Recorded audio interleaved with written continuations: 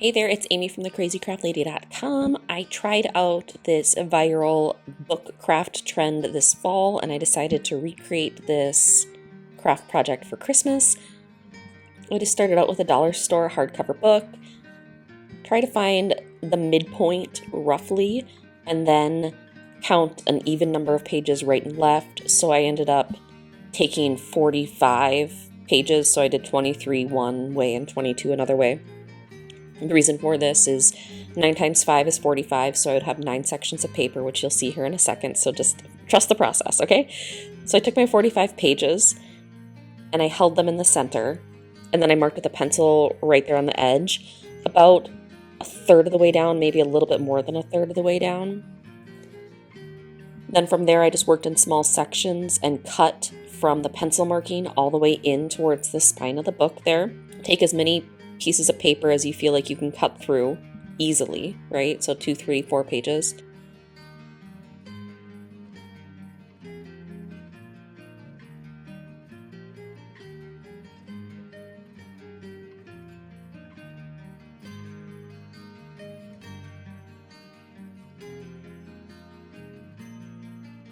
And then once you've cut all 45 of your pages, rip out the top section, just rip off the top piece of all the pages.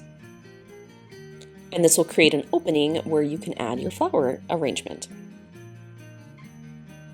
Then work in sections of 5, right? I did 45 pages, so 5 at a time, and add hot glue to the edge of one of the pages and then fold it over. And repeat this 9 times total, and these are the little sections that will hold your flowers in place.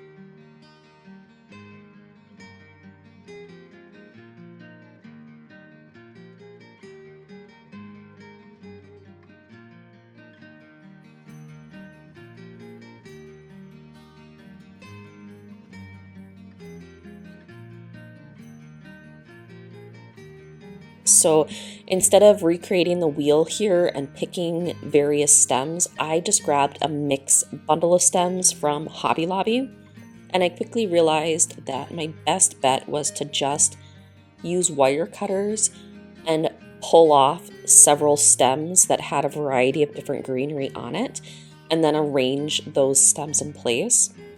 So I did have to play around with this a little bit and kind of arranged and rearranged a few different times, but I eventually landed on an arrangement that I liked with some greenery and some red berries.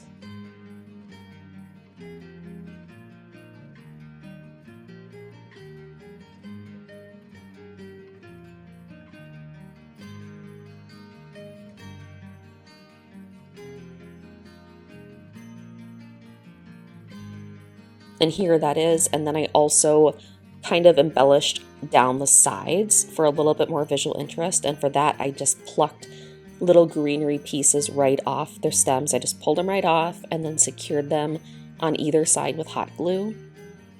So you just tuck the hot glued stems right underneath the left little fold and the right fold of your middle section there. Pretty easy, and just add as much or as little as you like. I worked all the way down to the bottom. And then to make a bow, I made 3 figure-8 loops of layered ribbon. So I did a thicker and a thinner ribbon here, and you just make a little figure-8 that you hot glue, and then you pinch it in the center. So once you make 3 figure-8s, you then grab a shorter piece of that thicker ribbon, and please do as I say, not as I do. Grab a silicone fingertip protector, please, because I burned my fingers badly. But you just wrap that around and hot glue the ribbon ends in the back, and that kind of fakes a bow. So you don't actually have to tie a bow, it just fakes it. And then I really like the thicker ribbon here was wired, so you can really play with the ribbon loops or the bow loops there.